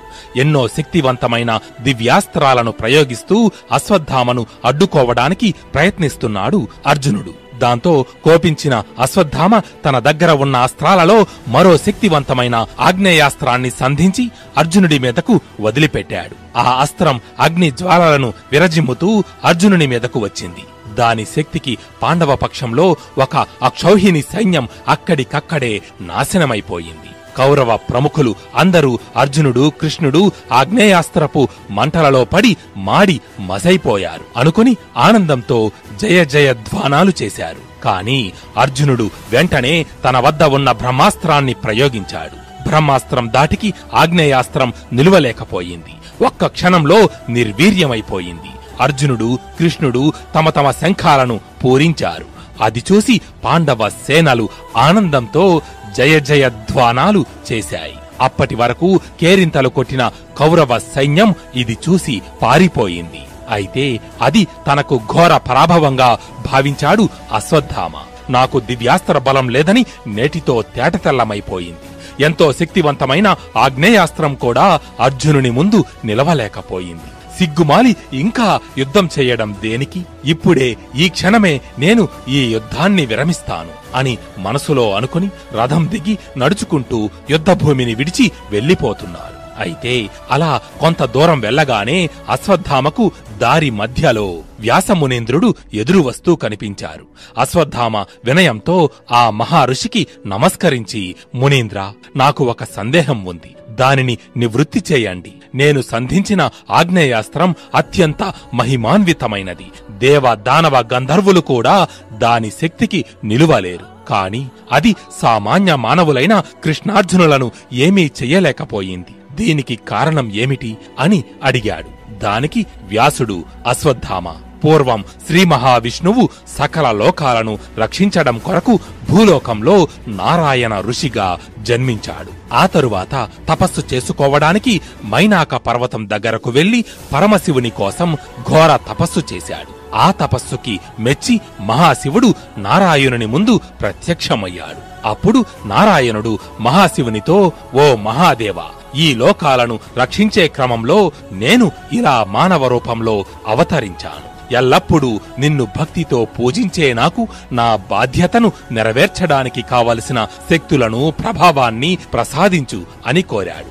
దానికి మహాశివుడు సంతోషించి, నారాయణ, నీవు నర, సుర, గంధర్వ, కిన్నర, గరుడ, ఉరగ మొదలగు భూతకోటిని అవలేలగా గెలవగలవు. నీకు ఏ అస్త్రములతో గాని, శస్త్రములతో గాని, అగ్నితో గాని, జలముతో గాని, వజ్రాయుధం వల్ల గాని, తడి వస్తువులతో, పొడి వస్తువులతో బాధగాని, చావుగాని ఉండవు. ఒకవేళ నేనే నీ మీదకు యుద్ధానికి వచ్చినా నన్ను కూడా నీవు గెలవగలవు. అట్టి వరములను నీకు ప్రసాదిస్తున్నాను అని ఆశీర్వదించాడు. ఈ విషయాన్ని వ్యాసుడు అశ్వత్థామతో చెప్పి, అశ్వత్థామ, నారాయణుడు అజేయుడు. అయితే ఆయన ఒకసారి తపస్సు చేసుకుంటున్న సమయంలో ఆయన తేజస్సు నుంచి నరుడు పుట్టాడు. ఆ ఇద్దరు నర నారాయణులుగా ప్రసిద్ధికెక్కారు. వీరిద్దరూ శ్రీ మహావిష్ణువు అంశలే. నారాయణుడు తన లీలలతో జగన్మోహనుడై విహరిస్తూ దుష్ట శిక్షణ, శిష్ట రక్షణ చేస్తూ ఉంటాడు. ఈ మహాత్ములు ఇద్దరు దానవులను వధించేందుకు, ధర్మస్థాపనకు అవసరమైనప్పుడల్లా అవతరిస్తూనే ఉంటారు. ఆ నరనారాయణులే ఈ శ్రీకృష్ణార్జునులు. నారాయణుడు కృష్ణుడైతే నరుడు అర్జునుడు. నీవు అనుకుంటున్నట్టు వీరు సామాన్య మానవులు కాదు, దైవాంశ సంభూతులు. అందుకే నీవు ప్రయోగించిన ఆగ్నేయాస్త్రం వీరిని ఏమీ చేయలేకపోయింది. అందుకోసం నీవు యుద్ధాన్ని విరమించాల్సిన అవసరం లేదు. నీ కర్తవ్యాన్ని పాటించు అని చెప్పాడు. వ్యాసుని ద్వారా అసలు విషయం తెలుసుకున్న అశ్వత్థామ తన అవమాన భారాన్ని వదిలిపెట్టి మరలా యుద్ధానికి సిద్ధపడి తన రథం వద్దకు వెళ్ళాడు. కాని అప్పుడే సూర్యుడు అస్తమించడంతో ఇక ఆ రోజుకి యుద్ధం చాలించమని దుర్యోధనుడితో చెప్పాడు. దాంతో ఇరుపక్షాల సైన్యాలు కూడా యుద్ధాన్ని విరమించాయి. ద్రోణుడి మరణంతో పాండవ పక్షంలో సంతోష సంబరాలు నెలకొనగా కౌరవ పక్షం వారు విచారవదనంతో తమ శిబిరాలకు చేరుకున్నారు. అయితే అశ్వత్థామ సందేహం తీర్చిన వ్యాసుడు అక్కడి నుంచి అర్జునుని శిబిరానికి వెళ్ళాడు. సాక్షాత్తు ధర్మ స్వరూపుడు అయిన వ్యాసుణ్ణి చూసి అర్జునుడు భక్తితో నమస్కరించి తగిన విధంగా ఆయనను సత్కరించాడు. అయితే అప్పుడు అర్జునుని మనసులో కూడా ఒక సందేహం మెదులుతూ ఉంది. దానిని ఆయన ముందు బయటపెట్టాడు. వ్యాసమునీంద్ర, నేను రణరంగంలో యుద్ధం చేస్తున్నప్పుడు నా ముందు ఒక ఆకారం పాదాలు నేలకి అంటకుండా అగ్నిదేవుని మాదిరి వెలుగుతూ తన చేతిలో భయంకరమైన శూలము ధరించి నేను చంపబోయే వారిని ముందుగా తానే చంపుతున్నాడు. ఆ శూలము నుంచి ఇంకా అనేకానేక ఆయుధాలు ఉద్భవించి శత్రు సంహారం చేస్తున్నాయి. ఆ తేజోమూర్తి చంపిన వారిని నేను నామమాత్రంగా నా బాణాలతో హతమారుస్తున్నాను. కాని నిజానికి నేను ఎవరినీ చంపడం లేదు. కాని వారిని చంపిన కీర్తి, విజయం నాకు దక్కాయి. అసలు ఇంతకు ఆ మహానుభావుడు ఎవరు? యుద్ధంలో శత్రువులను చంపుతూ నాకెందుకు సహాయం చేస్తున్నారు? నాకు ఏమీ అర్థం కావడం లేదు. దయచేసి నా ఈ సందేహాన్ని నివృత్తి చెయ్యండి అని ప్రార్థించాడు. ఆ మాటలు విన్న వ్యాసుడు అర్జునునితో, అర్జున, ఆయన ఎవరో కాదు, ఈ సృష్టికి మూలకర్త, ఆది మధ్యాంతరహితుడు, ఈ లోకాలన్నిటికీ ప్రభువు, వేదాలను తన తత్వరూపముగా కలవాడు, భక్తి పరాధీనుడు, త్రినేత్రుడు, ఆ పార్వతీనాథుడు, ఆ మహాశివుడు అతడే. ఆయన యోగీశ్వరుల హృదయ కమలంలో ఎల్లప్పుడూ విహరిస్తూ ఉంటాడు. మనకు గోచరించే చరాచర ఈ ప్రకృతి పురుషుడు అతడే. విషయములకు లోబడని స్వభావం కలవాడు, నిరాకారుడు, నిర్మలమైన భక్తితో పూజించే వారికి అత్యంత సులభంగా అందేవాడు, నీలకంఠుడు, శంకరుడు, నిత్యుడు, సత్యస్వరూపుడు, ప్రళయాగ్నిని కూడా తన చల్లని కిరణాలతో చల్లార్చగల శక్తి ఉన్న బాలచంద్రుణ్ణి తన శిరోభూషణంగా కలిగినవాడు, అంతా తానై ఉన్నవాడు, నిర్మలుడు, శాంతిప్రియుడు. అటువంటి రుద్రుడే నీ రథం ముందు నిలచి నీవు చంపాలనుకున్న వారిని ముందుగా తానే సంహరిస్తున్నాడు అని చెప్పి ఇంకా ఆ పరమేశ్వరుని అనేకానేక నామాలను, దివ్య లీలలను విపులంగా వివరించాడు. ఆ తరువాత మళ్ళీ, ఓ అర్జున, అట్టి పరమశివుడు నీ సన్నిధిలో ఉండి నిన్ను కరుణించాడు. నీ జన్మ ధన్యమయ్యింది. ఆ మహాదేవుని అనుగ్రహంతో నీవు విజయుడవవుతావు. సాక్షాత్తు ఆ పరమశివుడే నీ ముందు నిలచి శత్రు సంహారం చేస్తుంటే నీకు కాక మరెవరికి విజయం లభిస్తుంది? నీ తపస్సుకు మెచ్చి నీకు పాశుపతాస్త్రం ప్రసాదించాడు కదా. అంతటితో తనివి తీరక తన భక్తి పరాధీనతను ఈ విధంగా ప్రకటించుకున్నాడు. నీవు ఆ పరమేశ్వరుణ్ణి నిత్యం నీ ఆత్మలో కలుపుకొని ధ్యానించు. కరుణాకరుడైన ఆ ఈశ్వరుడు తన శరణాగతులకు ఆయురారోగ్య ఐశ్వర్యములను, సకల అభిమతములను ప్రసాదిస్తాడు. ఓం నమః శివాయ అని అన్నాడు వ్యాసుడు. ఆ మాటలు విని అర్జునుడు ఆనందంతో పొంగిపోయాడు. ఆ పరమేశ్వరుణ్ణి భక్తితో తలచుకొని నమస్కరించాడు. ఆ తరువాత వ్యాసునికి కూడా ప్రణామం చేయగా అర్జునుణ్ణి దీవించి వ్యాస మహర్షి అక్కడి నుంచి వెళ్ళిపోయాడు అంటూ 15వ రోజు యుద్ధ విశేషాలను ధృతరాష్ట్రునికి సంజయుడు వివరించాడు. ఆ తరువాత మళ్లీ తన మాటలను కొనసాగిస్తూ, మహారాజా, ద్రోణాచార్యుడు మరణించిన తరువాత సాయంత్రం అయినందువలన అశ్వత్థామ కౌరవ సేనలను విశ్రాంతి తీసుకోమ్మని చెప్పి ఆ రోజుకి యుద్ధాన్ని విరమింపజేశాడు.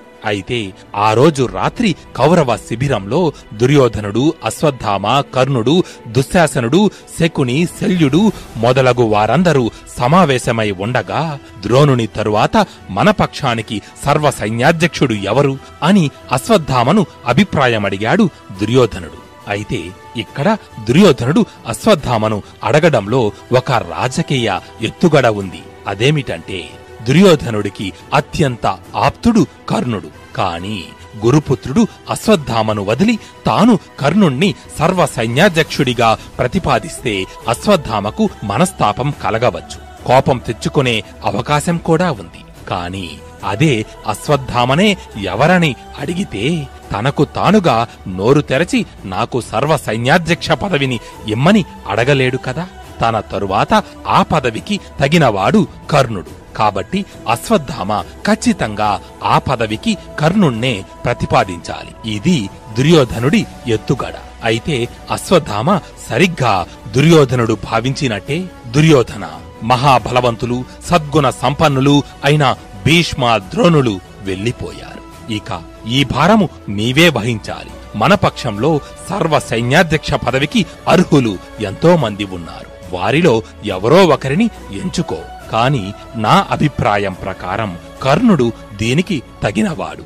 అతని వద్ద అశేషమైన దివ్యాస్త్ర సంపద ఉంది. అతడు శత్రు సైన్యాన్ని నాశనం చెయ్యడంలో మేటి. అన్నిటికీ మించి నీకు అత్యంత విశ్వాసపాత్రుడు. కాబట్టి కర్ణుణ్ణి సైన్యాధ్యక్షునిగా నియమించు అని అన్నాడు. అది విన్న దుర్యోధనుని ఆనందానికి అవధులు లేవు. వెంటనే ఆ పక్కనే ఉన్న కర్ణుని వైపు చూస్తూ, మిత్రమా కర్ణ, భీష్మ ద్రోణుల తరువాత మన పక్షంలో అంతటి సమర్థుడవి నీవే. నీవు మాత్రమే ఈ బాధ్యతను సరిగ్గా నిర్వర్తించగలవు. ఇన్నాళ్లు పాండవుల మీద ఉన్న పక్షపాతం కారణంగా భీష్మ ద్రోణులు వారిని చంపకుండా ఊరుకున్నారు. లేదంటే ఇంతకాలం ఆ పాండవులు బ్రతికి ఉండగలిగేవారా? నీవే గనుక సేనానాయకుడివి అయి ఉంటే పాండవులు ఎప్పుడో అంతమైపోయేవారు. ఈ యుద్ధం ముగిసిపోయి ఉండేది. అందుకే నిన్ను సేనాధిపతిగా చేస్తున్నా. పాండవులను నిర్జించి విజయలక్ష్మిని వరించు అని అన్నాడు. ఆ మాటలకు కర్ణుడు పొంగిపోయాడు. దుర్యోధన, నేను నీకు పాండవులు అందర్నీ జయిస్తానని మాట ఇచ్చాను. ఆ మాట ఇప్పుడు నెరవేర్చుకుంటాను. నిన్ను ఈ కురు మహా సామ్రాజ్యానికి రాజుగా పట్టాభిషిక్తుణ్ణి చేస్తాను. నిజానికి ఈ యుద్ధానికి నేను ఒక్కడినే చాలు. నీవు ఒక పక్క నిలబడి ఈ యుద్ధం ఎలా జరుగుతోందో చూస్తూ ఉండు చాలు అని అన్నాడు. వెంటనే దుర్యోధనుడు పుణ్యనదీ జలాలను తెప్పించాడు. ఒక ఉన్నత ఆసనం వేయించి అందులో కర్ణుడిని కూర్చోబెట్టి తెప్పించిన నదీ జలాలతో అతడిని అభిషేకించి పండితులు వేద మంత్రాలు చదువుతుండగా, సైనికులు జయ జయధ్వానాలు చేస్తుండగా, కౌరవ ప్రముఖులు అందరి సమక్షంలో కర్ణుణ్ణి కౌరవ పక్ష సర్వ సైన్యాధ్యక్షునిగా అభిషేకించాడు దుర్యోధనుడు. ఆ క్షణం కర్ణునికి ఒకప్పుడు అస్త్ర విద్యా ప్రదర్శన జరుగుతున్న సమయంలో జనులంతా తనని సోతపుత్రుడు అని అవమానిస్తుండగా దుర్యోధనుడు ఒక్కడు తనకు అండగా నిలచి అంగరాజ్యానికి రాజుగా చేసి తన పరువు నిలబెట్టిన సందర్భం గుర్తుకు వచ్చింది. దాంతో ఒక్కసారిగా తన కండ్లలో ఆనంద బాష్పాలు నిండగా కర్ణుడు దుర్యోధనుడి వైపు చూస్తూ, మిత్రమా, నాడు నన్ను అంగరాజ్యాభిషిక్తుణ్ణి చేసి 10 మందిలో నా పరువు నిలబెట్టావు. నేడు మళ్లీ కౌరవ సైన్యానికి సర్వ సైన్యాధ్యక్షుడిని చేసి గౌరవించావు. దీనికి ప్రతిగా నేను నీకు ఏమివ్వగలను? బంధుమిత్ర సమేతంగా అర్జునుడిని చంపి నీకు కౌరవ సామ్రాజ్య లక్ష్మిని కానుకగా ఇస్తాను. పుత్ర పౌత్ర సమేతంగా నీవు ఈ భూమండలాన్ని ఆచంద్ర తారార్కం పాలించు అని అన్నాడు. కర్ణుని మాటలకు దుర్యోధనుడు అమితానంద భరితుడై ఒక్కసారిగా అతడిని ప్రేమగా ఆలింగనం చేసుకున్నాడు. ఆ తరువాత అందరూ ఎవరి శిబిరాలకు వాళ్ళు వెళ్లిపోయారు. ఆ మరునాడు మరలా సూర్యోదయం అయ్యింది. కౌరవ సైన్యం వెంటరాగా కౌరవ సర్వ సైన్యాధ్యక్షునిగా యుద్ధభూమిలోకి ప్రవేశించాడు కర్ణుడు. ఆ రోజు యుద్ధంలో శత్రువులను పడగొట్టడానికి మకర వ్యూహాన్ని పన్నాడు. మకర వ్యూహం అంటే మొసలి ఆకారంలో సైన్యాన్ని నిలపడం. మొసలి ఎలాగైతే నీటిలోకి చొచ్చుకుపోతుందో ఆ వ్యూహం కూడా అలాగే శత్రు సేనల్లోకి చొచ్చుకుపోతుంది. మొసలి నోరు ఉన్న ప్రదేశంలో కర్ణుడు నిలిచాడు. ఒక్కొక్క కన్ను దగ్గర శకుని, అతని కుమారుడు ఉలూకుడు నిలుచున్నారు. తలభాగంలో అశ్వత్థామ నిలవగా మెడ ప్రాంతంలో తన తమ్ముళ్లను మొహరింపజేశాడు దుర్యోధనుడు. ఇంకా వెనక కాళ్ళ దగ్గర శల్యుడు, సుశేషనుడు తమ తమ సైన్యాలతో నిలబడ్డారు. మొసలి తోక భాగం వద్ద చిత్రుడు, ఛత్రసేనుడు తమ సైన్యాలతో బారులు తీరారు. మిగిలిన సేనలను వ్యూహం చుట్టూ మొహరింపజేసి ఈ విధంగా మహర వ్యూహాన్ని తీర్చిదిద్దాడు కర్ణుడు. యుధిష్ఠరుడు కూడా పాండవ సైన్యంతో యుద్ధరంగంలోకి ప్రవేశించాడు. కౌరవ పక్షానికి కర్ణుడు సైన్యాధ్యక్షునిగా ఉండటం చూశాడు.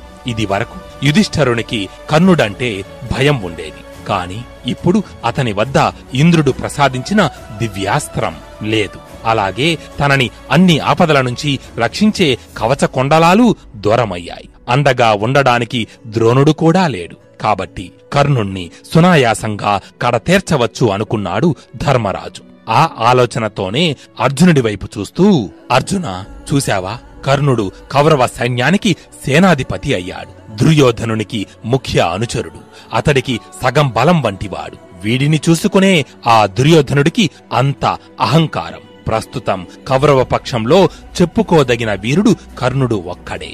ఇతడిని చంపితే కౌరవులను జయించినట్టే. కాబట్టి కర్ణుడు పన్నిన మకర వ్యూహానికి తగిన వ్యూహాన్ని నిర్మించు.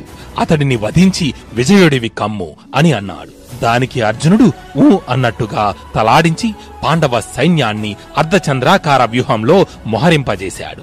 వ్యూహం మధ్యలో తాను నిలబడి ఎడమ కొమ్ము వైపు భీముడిని, కుడి కొమ్మున దృష్టద్యుమ్నుడిని నిలిపాడు. ధర్మరాజుని, నకుల సహదేవులను వ్యూహం వెనుక భాగాన ఉంచాడు.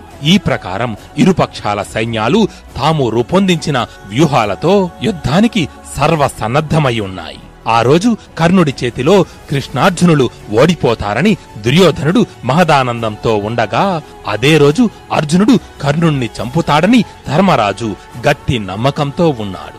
ఆ తరువాత ఇరుపక్షాలలోని వీరులు తమ తమ శంఖాలను పూరించారు. వెంటనే ఇరుపక్షాల సైన్యాలు రెండు మహాసముద్రాల మాదిరి ఒకదానితో ఒకటి ఢీకొన్నాయి. కురుక్షేత్రంలో 16వ రోజు యుద్ధం మొదలయ్యింది. ఏనుగులు, గుర్రాలు, రథాలు ఒకదానితో ఒకటి గుద్దుకొని నాశనమవుతున్నాయి. ఏనుగుల కాళ్ల కింద, రథచక్రాల కింద పడి సైనికులు చితికిపోతున్నారు. కర్ణుడు, అర్జునుడు యుద్ధభూమిలో సూర్య చంద్రుల మాదిరి చెలరేగిపోతూ ఒకరికి ఒకరు తీసిపోకుండా యుద్ధం చేస్తున్నారు. సాత్యకి, దృష్టద్యుమ్నుడు, చేకితానుడు, ఉప పాండవులు కలిసి కౌరవ సేనలో ఉన్న ప్రభద్రక, ఛేది, చోళ, పాండ్య, మగధ, వంగ మొదలగు దేశాల నుంచి దుర్యోధనుడికి సాయంగా వచ్చిన సేనలను తరిమి కొడుతున్నారు. భీముడు ఒక పెద్ద ఏనుగు మీద ఎక్కి తన దారికి అడ్డు వచ్చిన వారందరినీ తొక్కుకుంటూ పోతున్నాడు. దాని కాళ్ల కింద పడి అనేక మంది సైనికులు మరణిస్తున్నారు. అయితే ఇంతలో కులూత దేశపు రాజు క్షేమదుర్తి అనేవాడు తన ఏనుగు మీద వచ్చి భీమసేనుణ్ణి ఎదుర్కొన్నాడు. అతని సైన్యం భీముణ్ణి చుట్టుముట్టింది. భీముడు అలాగే క్షేమదుర్తి ఇద్దరూ ఒకరి మీదకు ఒకరు ఈటెలను విసురుకుంటున్నారు. ఒకరి విల్లు ఒకరు నరుక్కున్నారు. వారి ఏనుగులు కూడా ఒకదాని చుట్టూ ఒకటి తిరుగుతూ రెండు కొండల మాదిరి కదులుతున్నాయి. క్షేమదూర్తి ఒక బలమైన ఈటెను విసిరి భీమసేనుని గుండెల్లోకి దింపాడు. కాని 1000 ఏనుగుల బలం కలిగిన ఆ మహాబలశాలికి అది చాలా సాధారణమైన విషయం. ఏదో చీపురు పుల్లను తీసి పడేసినట్టు తన శరీరం నుంచి ఆ ఈటెను తీసి పక్కన పడేశాడు భీముడు. అది చూసి కూడా అతడు వెనక్కి తగ్గకుండా ఇంకో 60 బాణాలను భీముడి మీదకు ప్రయోగించాడు. అయితే అప్పుడు భీముడు కూడా తన ధనస్సు అందుకొని క్షేమదూర్తి వేసిన బాణాలన్నిటినీ మధ్యలోనే నాశనం చేశాడు. అంతేకాకుండా అతడు ఎక్కిన ఏనుగు మీద ఏకధాటిగా బాణాల వర్షం కురిపించాడు. ఆ బాధకు తాళలేక క్షేమదూర్తి ఏనుగు పారిపోయింది. భీముడు అతని వెనుక పడి తరమసాగాడు.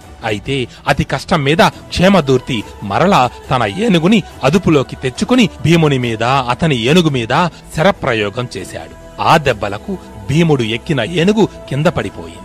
అప్పుడు భీముడు తన గద తీసుకుని పడిపోయిన ఏనుగు మీద నుంచి కిందకు దిగాడు. ఒక్క దెబ్బతో క్షేమదూర్తి ఎక్కిన ఏనుగును పడగొట్టాడు. వెంటనే క్షేమదూర్తి పడిపోయిన తన ఏనుగు మీద నుంచి దూకి కత్తి అందుకొని భీముని మీదకు వచ్చాడు. కాని భీముడు అతడు తన దగ్గరకు వచ్చేంత వరకు ఆగి దగ్గరకు రాగానే తన గదను పైకెత్తి క్షేమదూర్తి తలపై గట్టిగా మోదాడు. ఆ దెబ్బకు క్షేమదూర్తి తల పగిలి అక్కడికక్కడే మరణించాడు. క్షేమదూర్తి మరణించగానే అతడి వెనుక ఉన్న సైన్యం చెదిరిపోయింది. భీమసేనుడు ఉత్సాహంతో కర్ణుడి వైపు వెళ్లసాగాడు. కర్ణుడు తన పటిష్టమైన బాణాలతో పాండవ సైన్యంలోని ఏనుగుల తలలను పగలగొడుతున్నాడు. ఆ దెబ్బలకు తట్టుకోలేక అవి కిందపడి మరణిస్తున్నాయి. సాత్యకి కేకేయ రాజులైన విందానువిందులను, ఛత్రసేనుడు శ్రుతవర్మను, ప్రతివింధ్యుడు చిత్రుడు అనే రాజును, ధర్మరాజు దుర్యోధనుణ్ణి, అర్జునుడు సంసప్తకులను, దృష్టద్యుమ్నుడు కృపాచార్యుడిని, శిఖండి కృతవర్మను, శృతకీర్తి శల్యుడిని, సహదేవుడు దుశ్శాసనుడిని ఎదుర్కొంటున్నారు. ఆ విధంగా ఇరుపక్షాల వీరుల మధ్య యుద్ధం ఘోరంగా సాగుతోంది. సాత్యకి విందానువిందుల ధనస్సులను ఖండించాడు. అంతేకాకుండా వారి శరీరాల నిండా తన బాణాలను దించాడు. అప్పుడు విందానువిందులు వేరే ధనస్సులు తీసుకుని మరలా సాత్యకి మీద శరప్రయోగం చేశాడు. దాంతో కోపించిన సాత్యకి ఒక పదునైన బాణంతో అనువిందుని తలను నరికాడు. తన తమ్ముడు చనిపోగానే ఆ కోపంతో విందుడు సాత్యకిని అనేక బాణాలతో కొట్టాడు. సాత్యకి అలాగే విందుడు ఒకరి సారథులను ఒకరు చంపుకున్నారు. ఒకరి గుర్రాలను ఒకరు నరుక్కున్నారు. ఒకరి రథాలను మరొకరు విరగ్గొట్టుకున్నారు. ఆ తరువాత ఇద్దరు ఆ విరిగిపోయిన రథాల మీద నుంచి దిగి కత్తి, డాలు తీసుకుని కత్తి యుద్ధం మొదలుపెట్టారు. అలా యుద్ధం చేస్తూ ఉండగా విందుడు విసిరిన కత్తిపోటు నుంచి తప్పించుకుని సాత్యకి ఒక్క వేటుతో అతని తలను తెగనరికాడు. ఆ విధంగా సాత్యకి విందానువిందులను సంహరించాడు. ఆ తరువాత వేరొక రథాన్ని సమకూర్చుకొని కేకేయ సైన్యాలను తరిమికొట్టాడు. ఇంకొక పక్క చిత్రసేన మహారాజు సహదేవుని కుమారుడైన శ్రుతకర్మతో పోరాడుతున్నాడు. ఛత్రసేనుడు 5 వాడైన బాణాలతో శ్రుతకర్మను కొట్టాడు. దాంతో కోపించిన శ్రుతకర్మ ఒకదాని తరువాత ఒకటి బాణాలను వదులుతూ ఛత్రసేనుడిని మూర్ఛపోయేటట్లు కొట్టాడు. అయితే అంతలోనే తెలివి తెచ్చుకున్న ఛత్రసేనుడు శ్రుతకర్మ చేతిలోని విల్లును విరగ్గొట్టాడు. దాంతో అతడు వెంటనే వేరొక విల్లు తీసుకుని ఒకే ఒక్క బాణంతో ఛత్రసేనుని తలను ఎగరగొట్టాడు. తమ మహారాజు పడిపోవడం చూసి అతని సైన్యం ఒక్కసారిగా విజృంభించి శ్రుతకర్మను చుట్టుముట్టింది. కాని శ్రుతకర్మ అమితమైన పరాక్రమంతో వారిని దూరంగా తరిమికొట్టాడు. ఇంకొక పక్క ప్రతివింధ్యుడు చిత్రుడితో యుద్ధం చేస్తున్నాడు. తన వెడల్పాటి బాణాలతో చిత్రుడి ధనస్సును విరిచాడు. రథసారథి గుండెల్లోకి 3 బాణాలను దించాడు. అంతేకాకుండా అతని రథకేతనాన్ని కూడా ఖండించాడు. అది తనకు ఎంతో అవమానంగా భావించిన చిత్రుడు కోపంతో ఊగిపోతూ తన గద ఆయుధాన్ని గిరగిరా తిప్పి ప్రతివింధ్యుని మీదకు విసిరాడు. ఆ దెబ్బకు అతడి గుర్రాలు, రథసారథి మరణించారు. అప్పుడు ప్రతివింధ్యుడు వెంటనే తన వీపు వెనక అమర్చి ఉన్న బల్లాన్ని తీసుకుని చిత్రుడి మీదకు విసిరాడు. ఆ బల్లెం అత్యంత వేగంతో ప్రయాణించి చిత్రుడి శరీరాన్ని చీల్చుకుంటూ అవతలి పక్కకు వెళ్లిపోయింది. అతడు కిందపడి మరణించాడు. చిత్రుడు మరణించడంతో కౌరవ సైన్యం ఒక్కసారిగా ప్రతివింధ్యుని మీదకు దూకింది. అది చూసిన పాండవ సైన్యం అతడికి సాయంగా వచ్చింది. అలా ఆ ఇరు సైన్యాలు ఒకదానితో ఒకటి పోరాడసాగాయి. మరొక పక్క అర్జునుని కుమారుడైన శృతకీర్తి శల్యునితో తలపడుతున్నాడు. శల్యుడు శృతకీర్తి యొక్క విల్లు విరగ్గొట్టి తన బలమైన బాణాలు అతని శరీరంలోకి చొచ్చుకుపోయే విధంగా కొట్టాడు. శృతకీర్తి వెంటనే వేరొక ధనస్సును తీసుకుని శల్యుని మీదకు 64 బాణాలను సంధించాడు. కాని శల్యుడు వాటిని గాలిలో ఉండగానే ఖండించి తిరిగి మరలా అతని చేతిలోని ధనస్సును మొక్కలు చేశాడు. ఈసారి శృతకీర్తి తన గద ఆయుధాన్ని చేతిలోకి తీసుకున్నాడు. అలా తీసుకుని దానిని ప్రయోగించేలోగానే శల్యుని ధనస్సు నుంచి వెలువడిన ఇంకొక బాణం అత్యంత వేగంగా వచ్చి ఆ గదను కూడా నాశనం చేసింది. దాంతో శృతకీర్తి రథానికి కట్టి ఉన్న గుర్రాలు ఒక్కసారిగా అలజడికి గురై అతని రథాన్ని అక్కడి నుండి దూరంగా ఎటో లాక్కుపోయాయి. మరోవైపు సహదేవుడు, దుశ్శాసనుడు, చిరుతపులి, తోడేలు ఒకదానితో ఒకటి పోట్లాడితే ఎలా ఉంటుందో అలా యుద్ధం చేస్తున్నారు. దుశ్శాసనుడు సహదేవుని గుండెలకు గురిపెట్టి 2 పదునైన బాణాలను సంధించాడు. సహదేవుడు వెంటనే వాటి నుండి తప్పించుకుందామని పక్కకు తిరగగా ఆ 2 బాణాలు గురితప్పి అతడి 2 చేతుల మీద గాయం చేశాయి. దాంతో సహదేవుడు కోపం తెచ్చుకుని తన ధనస్సు ఎక్కుపెట్టి దుశ్శాసనుడిపై 70 బాణాలను ప్రయోగించాడు. అప్పుడు దుశ్శాసనుడు కూడా తిరిగి అన్నే బాణాలను ప్రయోగించి సహదేవుడు వేసిన బాణాలను నిర్వీర్యం చేశాడు. అలా వారిద్దరూ చాలాసేపు ఒకరి మీద ఒకరు బాణప్రయోగం చేసుకున్నారు. అయితే సహదేవునికి తెలిసినంత అస్త్ర జ్ఞానం దుశ్శాసనుడికి తెలియదు. కాబట్టి సహదేవుడు ఆ అవకాశాన్ని అందిపుచ్చుకొని కాంతులు వెదజల్లే ఒక దివ్యాస్త్రాన్ని దుశ్శాసనుడి మీద ప్రయోగించాడు. ఆ అస్త్రం అతడు తొడుగుకున్న కవచాన్ని బద్దలు కొట్టి అతడి గుండెలపై బలమైన గాయాన్ని చేసింది. ఆ దెబ్బకు దుశ్శాసనుడు మూర్ఛపోయి రథంపైనే కుప్పకూలిపోయాడు. అది చూసి అతని రథసారథి వణుకుతూ దుశ్శాసనుడి రథాన్ని అక్కడి నుంచి దూరంగా తీసుకుపోయాడు. ఇలా ఇరుపక్షాలలోని వీరులు తమ శక్తి వంచన లేకుండా తమ బలాలను ప్రదర్శిస్తూ ప్రతాపాన్ని కనబరుస్తూ అత్యంత పరాక్రమంతో పోరాడుతున్నారు. కాని వారందరి పరాక్రమాన్ని కనుమరుగు చేస్తూ తన ధనస్సు నుంచి 100,000 1,000 లక్షల బాణాలను శత్రుసేనల మీద కురిపిస్తూ తన దివ్యాస్త్రాలతో పెద్ద పెద్ద విస్ఫోటనాలను సృష్టిస్తూ యుద్ధభూమిలో మరో సూర్యునిలా వెలిగిపోతున్నాడు కర్ణుడు. తన దారికి అడ్డు వచ్చిన సైనికులను చంపుతూ ఎదురొచ్చిన వీరులను జయిస్తూ తన రథాన్ని ముందుకు ఉరికిస్తున్నాడు. ఇక కర్ణుని ముందుకు వెళ్లడానికి కూడా అసలు ఎవ్వరికీ ధైర్యం చాలడం లేదు. అప్పుడు పాండవ సేనలకు ధైర్యం కల్పించడానికి పాండవులలో ఒకడైన నకులుడు కర్ణుడితో యుద్ధానికి సిద్ధపడి తన రథాన్ని తీసుకువెళ్లి అతని ముందు నిలిపాడు. అయితే తనతో యుద్ధానికి వచ్చిన నకులుణ్ణి చూశాడు కర్ణుడు. ఎంతైనా తనకు సోదరుడు, అందులోనూ చిన్నవాడు. పాండవులలో అర్జునుణ్ణి తప్ప మిగిలిన వారెవ్వరినీ చంపనని కుంతీదేవికి ఇచ్చిన మాటను గుర్తుకు తెచ్చుకున్నాడు. దాంతో అతనితో యుద్ధం చెయ్యడం ఇష్టం లేక తన రథాన్ని పక్కకు తిప్పబోయాడు. కాని అది చూసి నకులుడు, అంగరాజా కర్ణ, ఏమిటిది? నేను తమరికి ఎదురుగా ఉంటే మరి తమరెందుకు రథాన్ని పక్కకు మరలిస్తున్నారు? ఈ రోజు చాలా మంచి రోజు. అందుకనే ఆ భగవంతుడు నిన్ను నాకు ఎదురుపడేటట్టు చేశాడు. అసలు కౌరవ పాండవుల మధ్య వైరానికి ముఖ్య కారణం నీవే. నిన్ను చంపనిదే నా కసి తీరదు.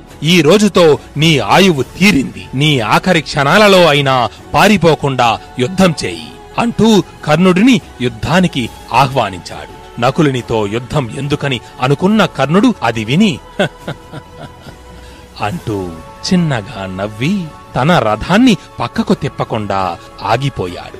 రాకుమారా నకుల, నీ మాటలలో ఉన్న పౌరుషం నీ చేతులలో తగ్గకుండా చూసుకో.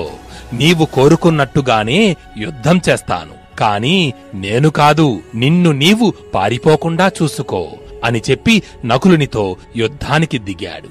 మరి కర్ణుడు తన తల్లికి ఇచ్చిన మాటకు కట్టుబడి నకులుణ్ణి ప్రాణాలతో విడిచిపెట్టాడా?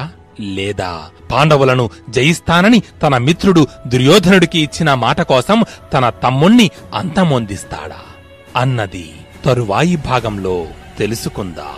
జై అర్జున, జై ధర్మజ, జై దుర్యోధన, జై జై శ్రీకృష్ణ, జై జై మహాభారత్.